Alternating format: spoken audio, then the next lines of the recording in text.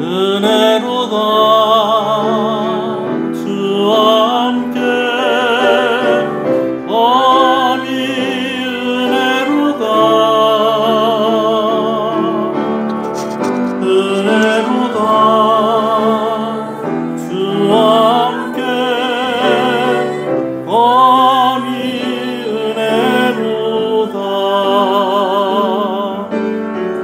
주가 계신 지성소에서 주를 찬송하미 내 영혼에 부어주신 주의 큰 은혜로다 은혜로다 주와 함께 범이 은혜로다 은혜로다 주와 함께 범이 은혜로다 한 번 더 찬양합니다. 은혜로다 은혜로다 주와 함께 범이 은혜로다 은혜로다 주와 함께 범이 은혜로다 주가 계신 지성소에서 주를 찬송하미 내 영혼에 부어주신 주의 큰 은혜로다 은혜로다 주와 함께 범이 은혜로다 은혜로다 주와 함께 범이 은혜로다 할렐루야. 미세먼지 주의보가 발령됐는데도 또 이렇게 예배 시간에 오신 여러분들 주님의 이름으로 축복합니다. 몇 분 이렇게 목소리를 들어보니까 막 걸걸하신 분들이 있네요. 저도 좀 목이 이렇게 좀 불편한데요. 그러나 우리가 또 좀 힘을 내서 좀 기도하십시다. 이 시간 은혜 받게 해달라고, 하나님의 은혜가 있는 시간이 되게 해달라고 우리 자신을 살피며 먼저 기도하면서 나가겠습니다. 주님의 이름을 부릅니다. 주여 주여 하나님 감사합니다. 오늘 이 저녁에 아버지는 주의 전에 나와 기도하게 하시는 것을 감사합니다. 찬양하게 하시는 것을 감사합니다. 주의 이름을 부르게 하시는 것을 감사합니다. 주의 말씀을 듣게 하시는 것을 감사합니다. 오늘 아버지는 우리에게 긍휼을 베푸시고 아버지는 우리에게 은혜를 약속하시고 아버지 하나님의 이름으로 우리를 인도하시는 그 하나님께서 오늘 우리를 이곳에 불러주셨습니다. 기도하는 시간이 되게 하시고 찬송하는 시간이 되게 하시고 주의 말씀을 듣는 시간이 되게 하여 주시옵소서. 하나님의 영광을 받으시고 오늘 우리에게 예비하신 은혜로 아버지는 부어주시는 귀한 아버지의 시간 되어지기를 소원합니다. 우리 자신을 되돌아보며 아버지 하나님 앞에 기도하며 나아갑니다. 우리는 연약합니다. 성실하지 못했습니다. 거룩하지 못했습니다. 부족했습니다. 아버지 우리의 죄를 용서해 주시옵시고 이 저녁에 아버지 하나님 우리가 예수의 이름을 앞세워서 그 이름을 의지하여서 아버지 하나님 그 십자가의 은혜 꼭 붙잡고 하나님께 나아가오니 은혜를 주시옵소서. 치료 중에 있는 우리 성도들 위해서 기도하시겠습니다. 각 가정의 기도의 제목, 특별히 여러분들 구요원들을 위해서 그 가정 가운데 있는 특별한 기도 제목 여러분 위해서 간절히 기도하도록 하겠습니다. 치료 중에 있는 성도들 위해 기도합니다. 주여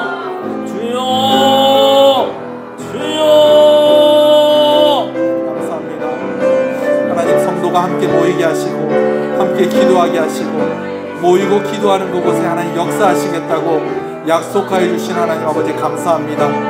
여러 사람들이 그 친구를 병든 자들을 주님께 합심하여서 데리고 왔을 때에 주께서 그들을 치료하시고 그들을 고쳐주시고 그들을 만져주셨던 것을 기억하며 오늘 아버지는 이 저녁에 치료 중에 있는 우리 시은의 성도들 위하여서 아버지 하나님께 기도하오니 하나님 그들을 어루만져 주시옵시고 위로하여 주시고 고쳐주시기를 간절히 소원합니다. 통증을 다스려 주시옵소서. 염증을 다스려 주시옵소서.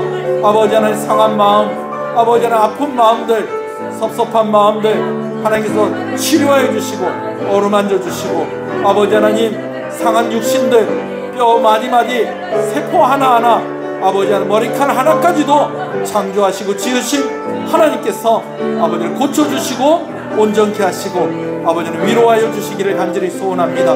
시인의 가정 가운데에 하나님의 은혜가 있기를 간절히 소원합니다. 특별히 아버지는 구역원들과 함께 구역 기도 제목을 나누고 또 아버지는 함께 기도하게 하셨습니다. 아버지 하나님 우리 구역장들과 또 아버지 하나님 구역원들이 함께 기도하며 아버지는 서로를 위해서 중보하며 기도할 때에 하나님의 약속하심이 그 기도 가운데 응답하심으로 이루어지게 하여 주시기를 간절히 소원합니다. 자녀들을 위해서 기도합니다. 아버지 먼 곳에 떨어져 있는 아버지의 가족들을 위해서 기도합니다. 믿지 않는 우리 가족들을 위해서 또 기도합니다. 아버지 하나님 생업을 위해서 기도합니다. 건강을 위해서 기도합니다. 군복무 중에 있는 아들들을 위해서 기도합니다. 아버지 하나님 어디에 있든지 간에 무엇을 하든지 간에 주를 섬기는 가정이 되게 하여 주시고 함께 믿음으로 하나 되는 가정이 되게 하여 주시옵시고 아버지는 오늘 우리가 함께 기도하며 나아갈 때 특별히 연로하신 부모님들 건강하고 맑은 정신을 허락하여 주시기를 간절히 소원하고 소원합니다. 때를 따라서 구하는 은혜가 있습니다. 아버지 자녀들을 구하는 아버지 하나님 위하여서 기도하는 그 가정들 가운데 아버지께서 은혜를 더하여 주시옵시고 아버지는 직장과 미래를 준비한 우리 청년들 가운데 은혜를 더하여 주시옵시고 경제적인 문제로나 아버지는 여러가지 아버지를 사랑하는 마음들 가운데 시험 들지 아니하도록 아버지께서 은혜해 주시기를 간절히 소원합니다. 교회를 위해서 기도하시겠습니다. 저를 위해서 기도해 주시고요 우리 장로님들을 위해서 기도해 주시고 우리 권사님들 우리 집사님들 또 각 기관의 임용원들 우리 오늘은 직분 맡은 자들과 또 하나님의 일꾼으로 앞장서서 일하는 사람들 그들을 위해서 우리 한번 기도하시겠습니다. 교회를 위해서 기도합니다. 주여 하나님 감사합니다. 오늘 아버지는 우리가 함께 모여 하나님 앞에 또 기도하기를 원하는 것은 아버지는 교회 가운데 세우신 직분을 따라서 충성하는 이들을 위해서 기도하기를 원합니다.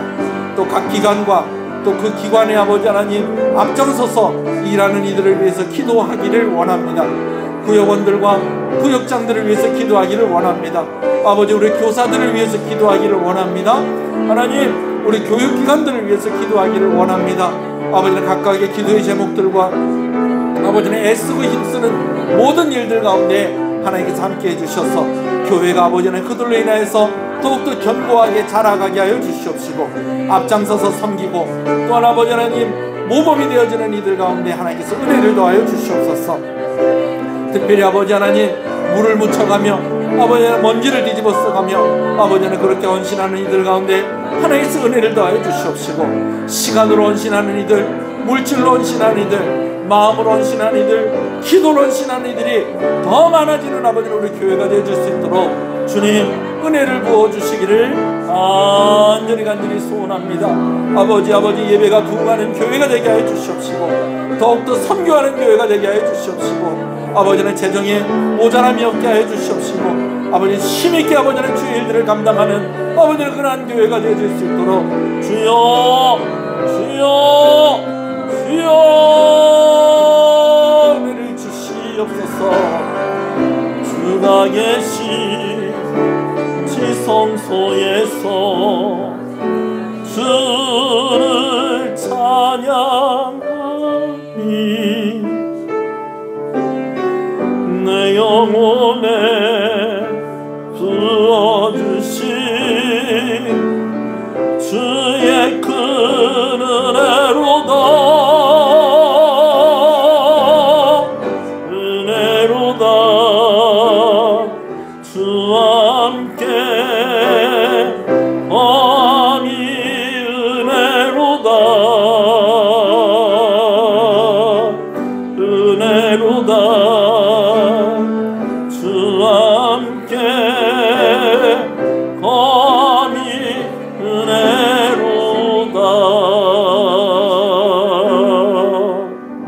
하나님 감사합니다. 3일 예배로 우리가 모이게 하시는 것을 감사합니다. 합심하여 기도한 기도의 제목들이 하나님께서 응답하여 주시고 특별히 우리 선교사님들과 나라를 위해서도 기도합니다. 하나님께서 함께 하시고 위로하여 주시고 힘을 더하여 주시옵소서. 치료 중에 있는 성도들 하나님께서 고쳐주시고 위로하여 주시기를 간절히 소원합니다. 시험 기간 가운데 또 열심히 공부한 우리 학생들 가운데도 은혜를 더하여 주시옵시고 하나님 어려운 시절을 지나가고 있습니다. 생업 가운데 건강함 가운데 하나님께서 은혜를 부어주셔서 우리 성도들 아버지 하나님 삶의 염려로 인하여서 마음이 위축되지 아니하고 하나님을 마음껏 힘있게 섬길 수 있는 우리 성도들 그런 교회가 되게 하여 주시옵소서. 이 시간에도 말씀을 들을 때에 진리의 성령께서 역사하여 주시옵소서. 예수님 이름으로 기도합니다. 아멘. 할렐루야. 앞뒤 옆 사람 인사하시겠습니다. 잘 오셨습니다. 기도하면 됩니다. 할렐루야. 우리 말씀을 함께 보겠습니다. 하나님 말씀 열왕기하서 24장 열왕기하서 24장 8절 말씀을 보겠습니다.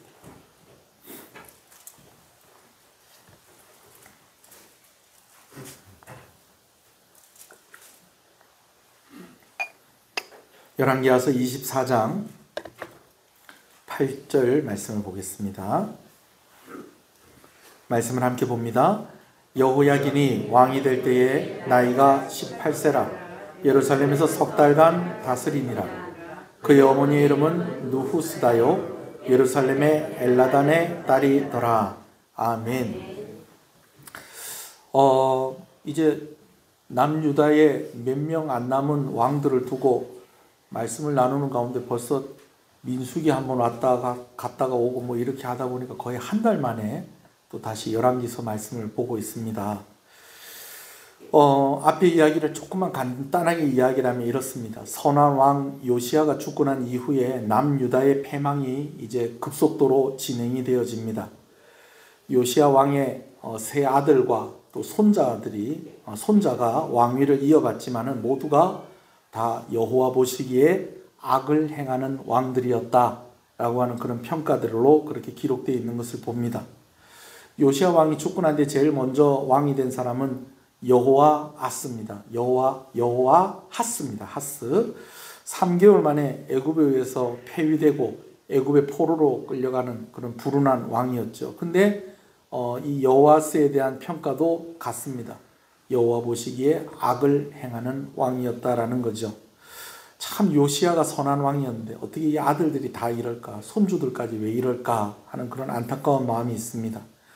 요시야 왕이 죽고 나서 그 다음으로 왕이 된 사람이 이제 요시야 왕이 죽고 나서 왕이 된 사람이 여호아스고요. 여호아스가 이제 애굽에 의해서 폐위가 되어지고 애굽의 포로로 끌려가면서 애굽에 의해서 세워진 왕이 여호야김입니다. 원래는 엘리야김이었죠. 근데 애굽 왕이 이제 이름을 바꿔버립니다. 여호야김이라고. 왕위에 올라서 11년간 유다를 다스립니다. 11년간 유다를 다스리는데 참 아쉬움이 많은 왕이에요. 애굽과 바벨론 사이에서 왔다 갔다 하죠. 이때 당시에 이제 그 아수르는 망하고요. 이제 애굽이 더 강한 나라가 될 것이냐, 바벨론이 더 강한 나라가 될 것이냐 하는 그런 가운데에 이제 중간에 이 남유다가 끼어 있는 겁니다. 그래갖고 애굽에 붙어야 되나 바벨론으로 붙어야 되나 막 이러는 갈등하는 가운데에 이 여호야김이 선택한 나라가 바로 애굽이었습니다. 근데 이 애굽을 선택한 것 때문에 바벨론에게 미움을 받아서 참 나라도 힘들고 이 왕도 힘들게 되어지죠. 갈그미스 전투가 있고 난 뒤에 애굽까지 이제 쭉 하고 밀고 내려온 이 바벨론이 막상 애굽까지 내려와서는 애굽을 어떻게 정복을 할 수가 없습니다. 그래서 이제 전쟁에 진 것은 아니지만 그래도 아무런 성과도 없이 이제 돌아가게 된 거예요. 그러한 모습을 보고 여호야김이 바벨론이 아니라 어느 쪽으로 붙어야 되겠다, 애굽으로 붙어야 되겠다라고 그렇게 결정을 하고 바벨론에 이제 조공을 바치던 것들을 딱 멈춰버리니까 이제 바벨론의 느부갓네살이 이제 남유다를 압박을 하기 시작을 하죠. 압박을 하면서 이제 갈대아 부대, 아람의 부대, 모압의 부대, 암몬 자손의 부대. 여러분 이 사람들이 다 어떤 나라들의 후손들이냐면 아수르에 의해서 망한 나라들입니다. 그들의 후손입니다. 근데 그들이 이제 바벨론의 이제 부탁을 받고 이제 사주를 받아서 어느 나라를 괴롭혔다는 거예요? 남유다를 괴롭혔다는 겁니다. 누구를 선택했던 것 때문에? 애굽을 선택한 것 때문에 그랬다라는 것이죠. 그러면서 그런 와중에 이 여호야김이 참 안타까운 것은 선지자들을 많이 핍박을 했었다라는 것입니다. 하나님께서 좋은 기회를 주셨다고 그랬어요. 예레미야 선지자를 통해서 이제 애굽과 또 바벨론 이제 앞으로 이 나라들이 어떻게 될 것인가 하는 것들을 포함해서 앞으로 예루살렘에 대한 여러 가지 예언들 그런 것들을 예언하고 그 예언한 내용을 기록하게 하셨다는 것이죠.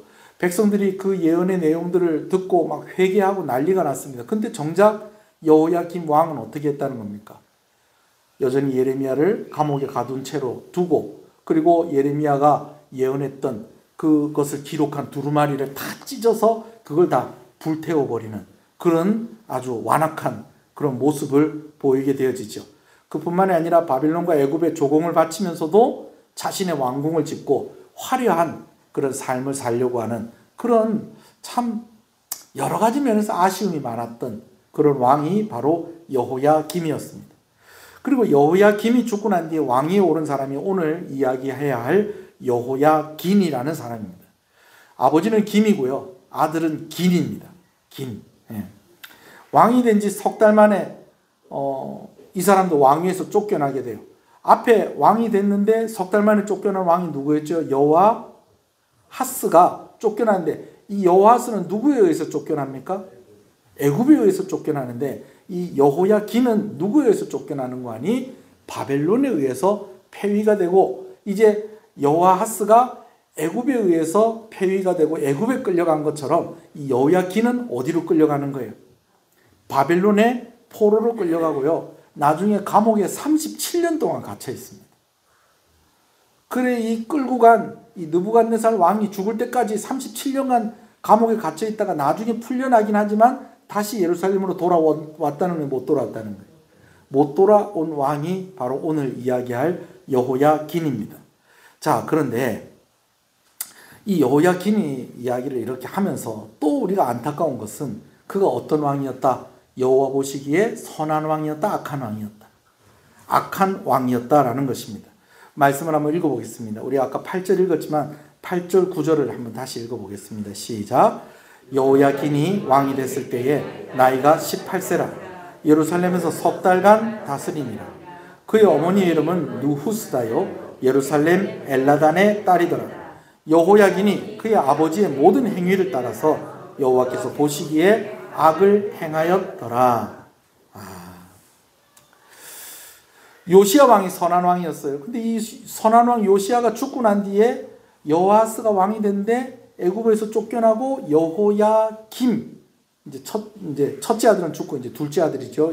요시야 왕의 그 여호야김이 왕이 됐는데 이 왕이 여호와 보시기에 악한 왕이었다는 거예요. 근데 그 아버지랑 닮은 이름만 닮은 게 아니라 하는 것까지 닮은 여호야긴이 왕이 됐다는 거예요. 근데 여러분 여호야긴이라는 이름이 무슨 뜻이냐?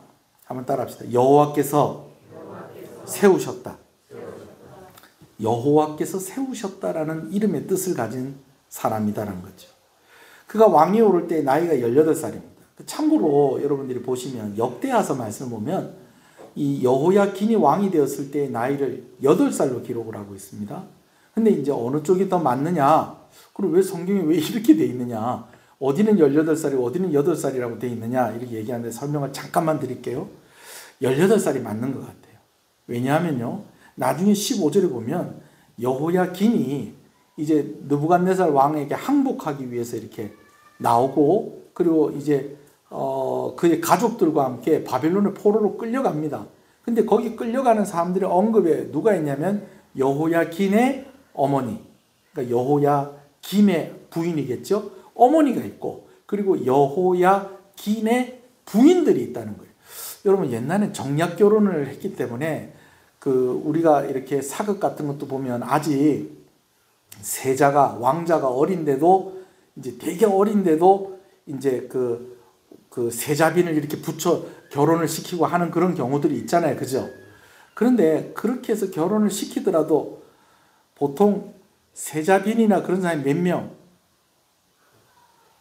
한 사람이요. 왜? 너무 어리니까. 근데 포로로 끌려가는 것을 언급을 하면서 부인들이라고 그렇게 이야기를 하고 있어요. 그리고 또 나중에 또 뒤를 보면은 이제 자식들에 대한 언급도 있거든요. 나라가 망하기 전에 자식들이 있다는 거예요. 그렇게 계산을 해보면은 이 여호야긴이 18살이 맞다는 거예요. 그럼 목사님, 그럼 성경이 틀린 겁니까? 여러분 잘 들으세요. 성경이요, 원본이 있을까요, 없을까요? 성경이 원본이 있을까요, 없을까요? 있긴 있겠죠, 그죠? 근데 우리가 가지고 있는 이 성경이 원본을 보고 이렇게 옮겨 적은 걸까요? 아니면 여러 사본들을 모아가지고 이렇게 만들어진 걸까요? 여러 사본들이 모아져서 만들어진 거예요. 목사님, 어떻게 그럴 수가 있습니까? 여러분, 어렵게 생각할 거 없습니다. 만약에 성경에 원본이 있으면 어떻게 될까요? 그거 보나마나 모세가 만든 구리뱀처럼 무슨 문제가 생기면 그 안에 있는 내용을 보려고 하는 것이 아니고, 야, 이거 하나님께서 직접 써주신 성경이란다, 이게 원본이란다. 십계명 두 돌판 지금 있습니까, 없습니까? 그거 왜 없을까요? 하나님께서 정리하신 거예요. 왜? 그거 놔뒀다가는 아들 못 낳는 사람 다 어디 가서 뭐 한번 만지고, 십계명 돌판 한번 만지고, 뭐 아픈 사람들 다 어디 가서 십계명 돌판 가서 한번 만지고, 사업 성공하고 로또 복권 당첨되고 싶은 사람 어디 가서 거기 가서 이제 만지고. 여러분, 그러니까 없는 거예요. 대신에 여러 사본들이 있는 거예요. 그러니까 성경에 그거를 이제 받아 쓴, 옛날에 인쇄술이 없으니까 사람들이 일일이 쓰잖아요, 그죠? 그럼 이런 것들을 다 일일이 써가지고 틀린 글자가 있어도 그걸 버릴 수가 없어요. 왜? 그 안에 이제 하나님의 이름이 새겨져 있고, 그러니까 버릴 수가 없어가지고 항아리 같은 데다 이렇게 담아가지고 아무도 모르는 곳에 이렇게 딱 숨겨놓은 거예요. 네. 숨겨놓는데 이제 그런 것들이 발견이 된다든지 또 이런 식으로 이렇게 해가지고 성경이 이렇게 오늘날까지 우리에게 온 것입니다. 자, 그러다 보니까 여러분 보세요. 성경에 있는 내용이나 그것이 이야기하고 있는 중심적인 그런 그 메시지 같은 거는 틀리다, 안 틀린다? 안 틀립니다. 틀릴 수가 없습니다. 정확합니다. 그렇지만 가끔씩 한 글자씩 훼손이 되거나 빵꾸가 나거나, 뭐 우리가 성경 볼 때도 있잖아요. 뭐 몇 절 없음, 뭐 이런 식으로 되어 있는 그런 경우는 있을 수 있겠다, 없겠다? 있을 수 있겠다라는 거예요. 그러다 보니까 역대기서하고 열왕기서에 있는 이 여호야긴이 몇 살 때 왕이 되었다라고 하는 이런 내용들이 조금 다를 수 있다라는 것입니다. 그래, 이게 그렇게 뭐 우리가 구원받는 데 있어서 여호야긴이 18살 때 왕이 된 거하고 8살 때 왕이 된 거하고 그게 그렇게 크게 문제가 되는 건 아니잖아요. 문제가 돼요. 우리가 구원받으려면 여호야긴이 8살 때 왕이 올라가야 되는 겁니까? 그런 건 아니잖아요, 그죠? 그러니까 이렇게 넘어가는 겁니다. 또 이런 것들 때문에 시험 들고 그러면 안 됩니다. 아시겠죠? 자, 여튼지 간에 이 여호야긴은 뭐 어떤 사람이다? 이름값을 하는 사람이다? 이름값을 못하는 사람이다? 이름값 못하는 사람이다. 하나님께서 세워주신 왕이라는 거예요. 그런데 하나님께서 세워주셨는데 그가 거의 한 100일 정도 왕위에 있었습니다. 100일 정도. 100일 정도 왕위에 있었는데 그 짧은 기간들 속에서 그가 어떤 평가를 받느냐? 여호와 보시기에 어떤 왕이었다? 악한 왕이었다라는 것이죠. 악한 왕이었다라는 것. 10절부터 12절까지 또 말씀을 또 읽겠습니다. 시작. 그때에 바벨론의 왕 느부갓네살의 신복들이 예루살렘에 올라와서 그 성을 애워싸니라. 자, 여기서 그때는 언제냐면 이제 여호야긴이 왕이 된 지 한 석 달쯤 됐을 때입니다. 자, 그때에 이제 예루살렘 포위를 당한 거예요. 11절 있습니다. 시작. 그의 신복들이 애워쌀 때 바벨론의 왕 느부갓네살도 그 성에 이르니. 12절이요. 유다의 왕 여호야긴이 그의 어머니와 신복과 지도자들과 내시들과 함께 바벨론 왕에게 나아가매 왕이 잡으니 때는 바벨론 왕 8째 해니라. 자, 갈그미스 전투가 있고 난 뒤에 이제 1차가 있고 2차가 있었죠. 1차 전투 때에 애굽의 왕 바로 느고가 이제 아수르에 남아있는 세력들을 도와주려고 갈그미스로 올라갔는데 중간에 누가 막습니까? 선한 왕 요시야가 그걸 막다가 요시야가 죽어요. 그죠? 그러고 난 뒤에 여호아스가 왕이 된 겁니다. 여러분 여기까지 기억이 나시죠? 그러다가 이제 갔다가 전쟁을 이긴 것도 아니고 진 것도 아니고 그냥 무승부 비슷하게 돼가지고 애굽 왕이 내려오다가 보니까 자기가 누구 때문에 진 것 같다는 거예요. 어느 나라 때문에 진 것 같다는 거예요. 유다가 자기들이 전쟁하러 가는데 괜히 힘 빼고 그래가지고 진 것 같은 거예요. 그러니까 유다의 이 뭡니까 요시야 왕이 죽고 난 뒤에 그 아들 여호아하스가 왕이 되는데 그 왕을 폐위를 시키고 자기 나라 애굽으로 끌고 가버리고 그리고 이 여호야김을 왕으로 딱 이렇게 세운 거예요. 그죠? 그리고 나서 갈게미스 전투가 2차 전투가 있게 되어집니다. 2차 전투 때는 누가 확실하게 이겨버렸냐면 바벨론이 확실하게 이겨버린 거예요. 그러면서 애굽이 이제 패해가지고 이제 자기 나라로 돌아오니까 이제 갈그미스 전투에 이렇게 갔었던 이긴 이 바벨론 군사들이 그대로 쭉 하고 내려오는 겁니다. 어디까지? 애굽까지 내려온 거예요. 그래서 애굽을 정복을 하려고 했는데 성공했다는 거 실패했다는 거예요. 실패를 한 거예요. 그런데 실패를 했는데 중간에 끼어있는 유다는 지금 어느 나라 편을 드는 거예요? 애굽 편을 드는 거예요. 그때 왕이 누구였다는 거예요?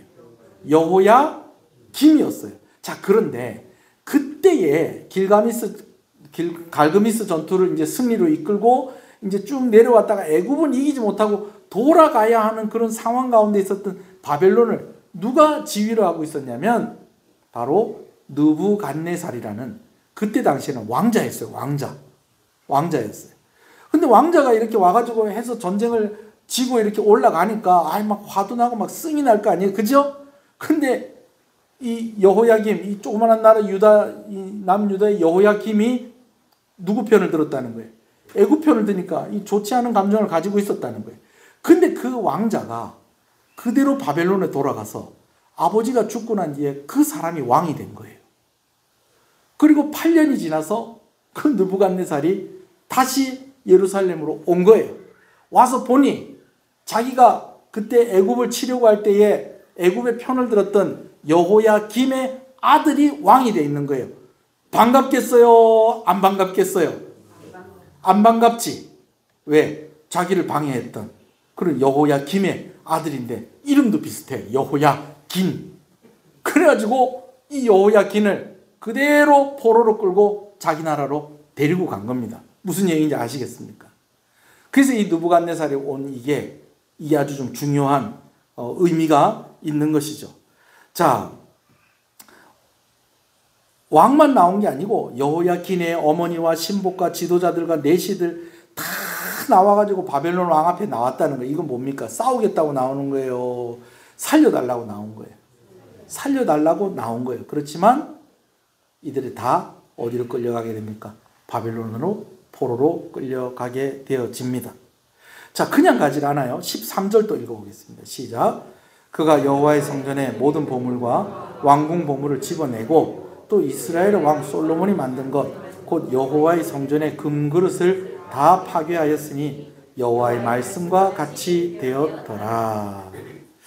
우리는 뭐 하도 가진 게 없어서 어디 이렇게 몰래 비상금 숨겨놓는다고 숨겨놔 봐야 뭐 들켜봐야 뭐 얼마 되지도 않는데 옛날에는요 전쟁이 터지거나 막 이렇게 되면 막 귀한 것들 다 뺏기고 하기 때문에 여러 가지 보물들이 있으면 그걸 다 분산을 해가지고 다 이렇게 여러 곳에 흩어지게 그렇게 해가지고 이렇게 보관을 해놓은 거예요. 그러니까 여러 번 전쟁이 있었음에도 불구하고 아직까지도 누구 때의 보물이 남아 있었다는 거예요.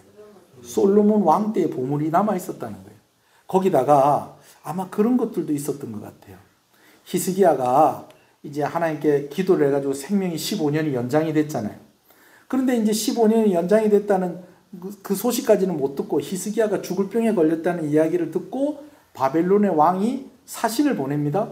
그랬더니 히스기야 왕이 너무 기분이 좋아가지고 아이 바벨론에서도 손님이 오셨습니까? 해가지고 왕궁 창고 다 보여주고 또 성전 창고 다 보여주고 여러분 그래가지고 선지자 누구한테? 이사야에게 책망 받았던 거 여러분 생각나시죠? 예, 어떤 책망을 받습니까? 왕이 보여준 거 다 누가 뺏어갈 겁니다. 바벨론이 뺏어갈 겁니다. 라고 누가 얘기를 했다는 거예요. 다른 선지자도 아니고 이사야 선지자가 얘기를 해놓으니까 어떻게 했겠어요? 여러분 같으면 어떻게 하겠어요? 그런 얘기가 나왔다. 그럼 어떻게 하겠어요? 그걸 한 군데다 놔두겠어요? 보물들을 좀 여러 군데 또 좀 흩어져 놔두겠어요? 흩어져 놔둔 거죠. 그러다 보니까 여러 그냥 막 그 이후에 뭐 많은 전쟁과 막 어려움들이 있었지만은 그런 와중에서도 그나마 남아있던 것들이 있었는데 그거 다 누가 다 긁어갔다는 거예요. 바벨론이 다 긁어갑니다. 근데 그냥 긁어가는 게 아니고요.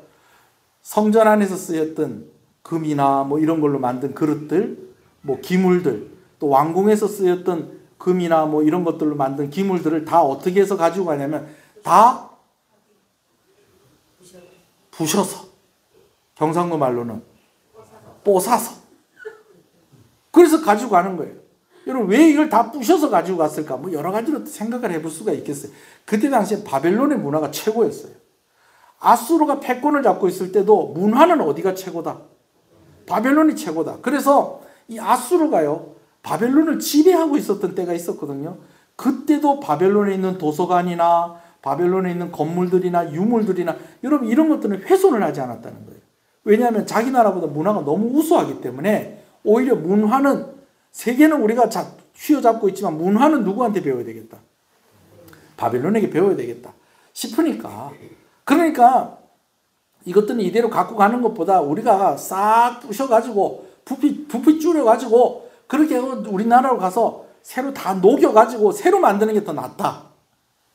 이런 판단을 가지고 그렇게 했을 수도 있고 또 어디에서 쓰이던 물건이니까 왕궁은 괜찮은데 신전에서 쓰이던 물건이다 보니까 이거 그냥 가져가려니까 좀 마음이 좀 어떻겠어요? 찜찜하죠. 여러분 옛날에 어떤 연예인이 그런 프로가 있었어요. 연예인들 가정에 가가지고 저기 뭡니까 그 집에 있는 물건들 이렇게 감정해가지고 그거 이렇게 기증받아가지고 그걸 팔아가지고 이제 좀 어려운 사람들 돕고 하는 그런 프로그램이 있었어요. 그런 게 있었어요. 안 받더라도 그런 게 있었다 그렇게 이해하시면 돼요. 근데 어떤 사람이 교회 다니는 사람인데 집에 불상이 이만한 게 있는 거예요. 진행하는 사람이 알거든요. 아, 형님 교회 다니시잖아요. 그때 나 교회 다니는데 누가 이거 선물을 줘가지고 이걸 버릴 수도 없고 그래갖고 집에다 이거 갖다 놓고 안 그래도 내 지금 마음 불편한데 이거 좀 정리를 해주라. 여러분 바벨론에서 그런 것들 때문에 성전에서 쓰이던 거니까 다 부셔가지고 뭐 이렇게 해서 갔는지도 모르겠어요. 근데 제일 이제 설득력 있는 건 부피 줄여서 어쩌든지 많이 가져가려고 다 그런 것 같아요. 근데 분명한 것은 이게 어떻게 돼버렸냐면요. 지금 망해가는 남유다를 보여주는 바로 그런 상징적으로 보여주는 그러한 일이 돼버렸다는 겁니다. 깨진 그릇처럼 남유다가 지금 그렇게 되어가고 있었다라는 것이죠. 자, 이때 끌려가는 사람들을 두고 하는 이야기가 이제 바벨론의 1차 포로로 끌려가는 사람들이다. 그렇게 이야기를 합니다. 그 사람들의 면면을 좀 자세하게 이야기하는 내용이 또 14절입니다. 14절 읽겠습니다. 시작. 그가 또 예루살렘의 모든 백성과 모든 지도자와 모든 용사 만명과 모든 장인과 대장장이를 사로잡아 가매 비천한 자 외에는 그 땅에 남은 자가 없었더라. 여러분 이 느부갓네살 왕이 예루살렘에서 많은 사람들을 포로로 끌고 갑니다. 이걸 보고 뭐라고 그러냐? 바벨론 1차 포로다. 그렇게 이야기를 해요. 뭐 혹은 이제 바벨론 1차 강제 이주, 뭐 바벨론 강제 이주 뭐 이렇게도 이야기를 하는데 여기 보니까 예루살렘의 모든 백성과라고 그렇게 기록이 돼 있어요. 근데 사실은 예루살렘에 있는 모든 백성을 다 끌고 간 건 아니에요. 근데 왜 모든 백성이다라고 그렇게 이야기하느냐? 중추적인 역할을 하는 사람들, 중요한 사람들 다 끌고 갔다는 거예요. 여러분, 가끔 아빠들이 그래요. 집에 뭐 만약 우리 집을 예를 든다면 첫째도 있고 둘째도 있고 셋째도 있어요. 근데 엄마가 없어. 아빠가 퇴근해서 왔는데 첫째 있고 둘째 있고 셋째도 있어요. 근데 누가 없다는 거예요? 엄마가 없어. 그러면 아빠가 그 애들한테 뭐라고 그러는지 아세요? 다 어디 갔노 그래요. 다 있고 누구 한 사람 없는데, 엄마가 없는데 아빠 눈에는 엄마가 없으니까 다 없는 것 같은 거예요. 그래서 애들한테 뭐라고 그러는 거예요? 다 어디 갔노? 그럼 애들은 뭐라고 그래요? 다 있는데요. 그럼 뭐라고 그래요? 너가 엄마 없다 이가. 이런 거랑 똑같다고 보시면 돼요. 예루살렘에 있는 중요한 사람들 다 끌려갔다는 거예요.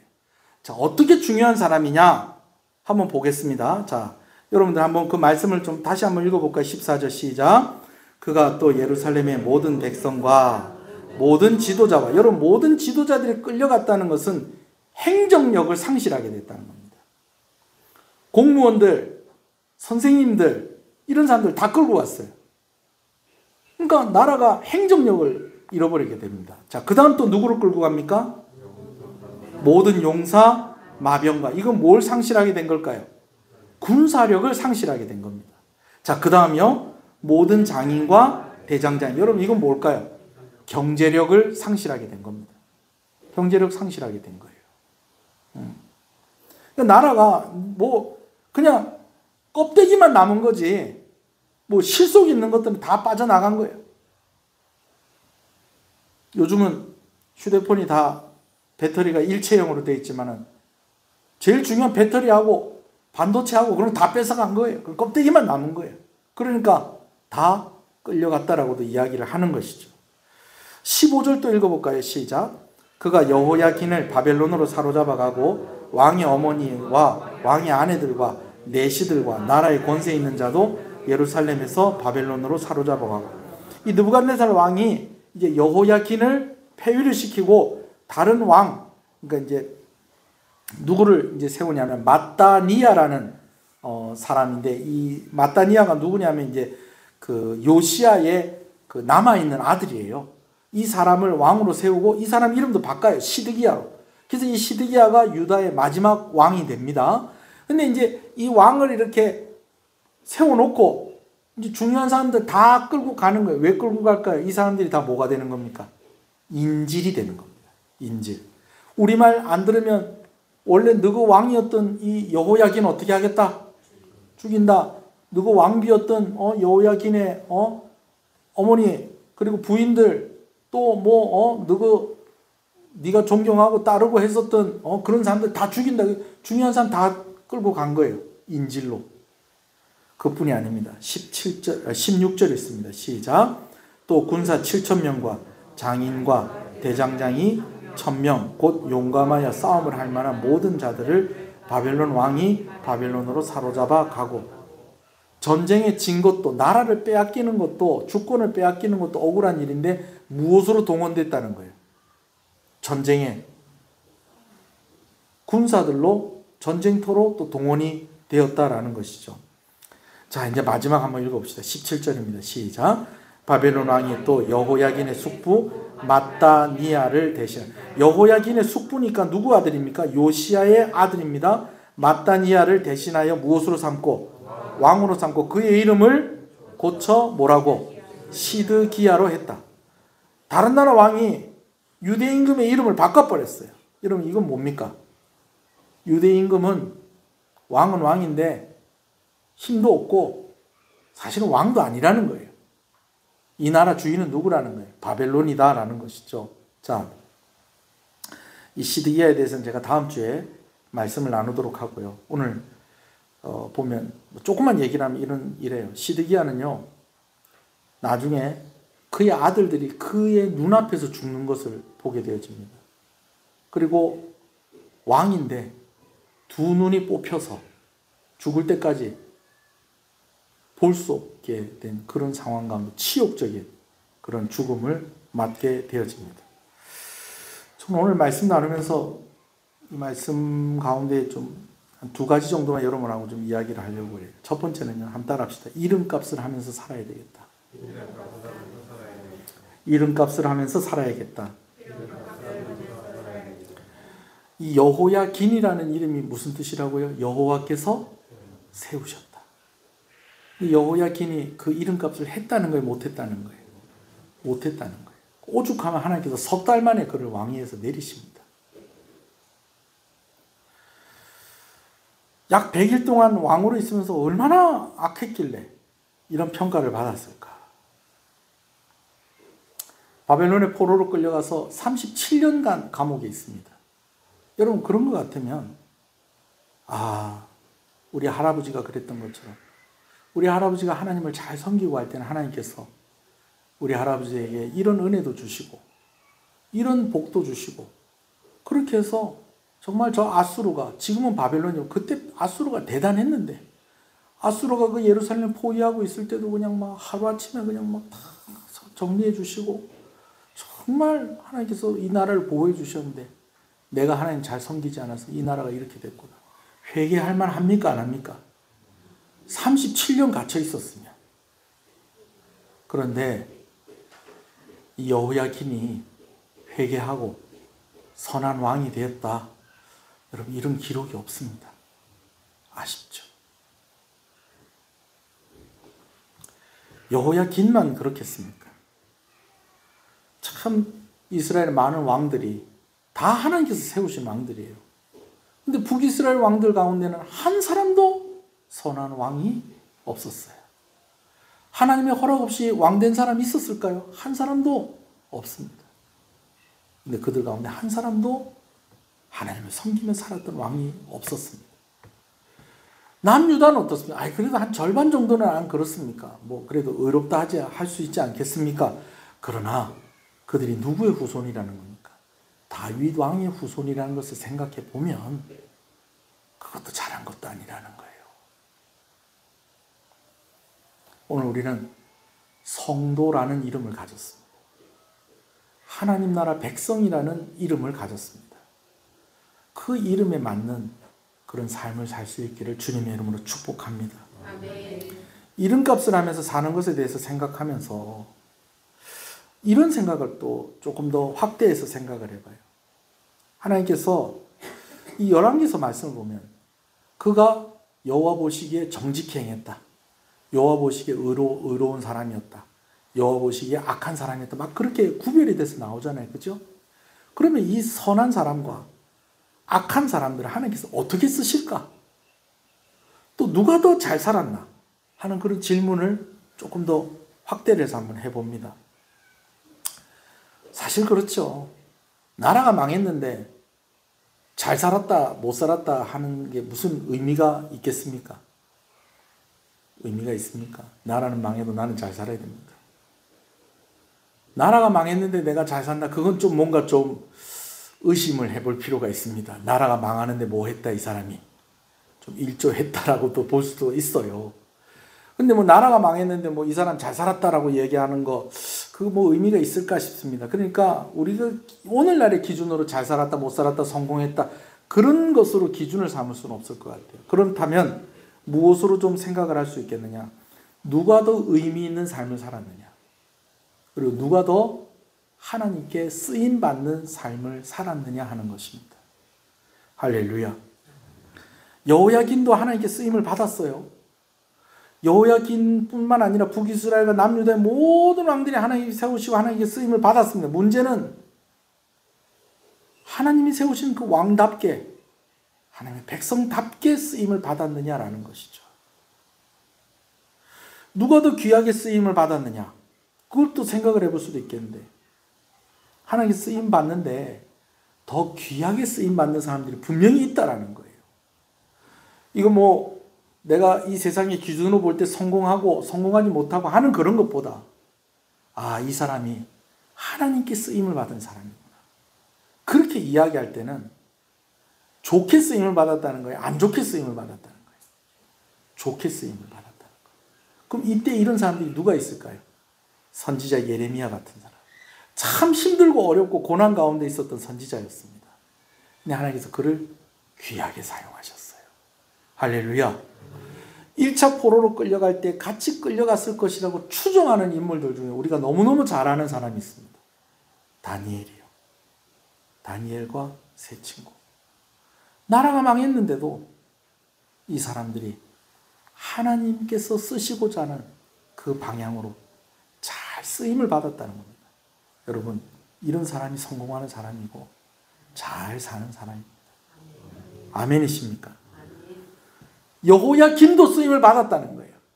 그러나 하나님께 귀하게 쓰임을 받은 사람과 좀 귀하지 않게 쓰임을 받은 사람을 좀 단도직입적으로 그냥 간단하게 정리해서 얘기하면 이런 거예요. 저 사람처럼 안 살아야 된다라는 교훈을 준 사람이 있고 저 사람처럼 살아야 한다라는 교훈을 주는 사람이 있다는 거예요. 그럼 하나님께서 귀하게 쓰시는 사람들은 어떻게 평가되는 사람? 저 사람처럼 살면 된다, 살아야 된다. 살아야 된다. 할렐루야. 물론 그 뒤에 시드기야라는 왕이 있지만 이 여호야긴을 설명할 때 많은 사람들이 우리나라의 고종 황제 이야기를 많이 합니다. 왜냐하면 막 하도 갇혀 있고 막 이리 끌려다니고 저리 끌려다니고 막 그래 하는 그런 역사가 있었기 때문에. 근데 여러분 어떠세요?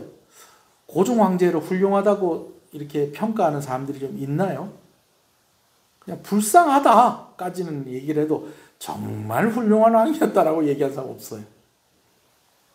여러분, 그렇게 평가받는 것이 아니라 하나님께 참 귀하게 사용되었다. 그의 삶이 우리가 볼 때는 뭐 나라가 망했는데 뭐 누가 뭐 더 잘 살고 못 살고 그런 게 무슨 의미가 있겠어요.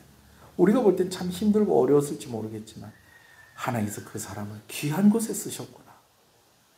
아름답게 사용하셨구나. 여러분, 그렇게 평가되어지는 저와 여러분들이 되어지기를 간절히 소원합니다. 우리 한번 기도하시겠습니다. 우리 오늘 말씀 나눈 것을 생각하면서 먼저는 은혜로 구원받은 성도라는 그 이름값을 하며 살아가게 하여 주시옵소서. 또 두 번째는 저렇게 안 살아야 된다는 교훈을 주는 것이 아니라 저렇게 살아야 한다는 교훈을 줄 수 있는 하나님께 귀하게 쓰임받는 삶을 살게 하여 주시옵소서. 두 가지 놓고 잠깐 기도하겠습니다.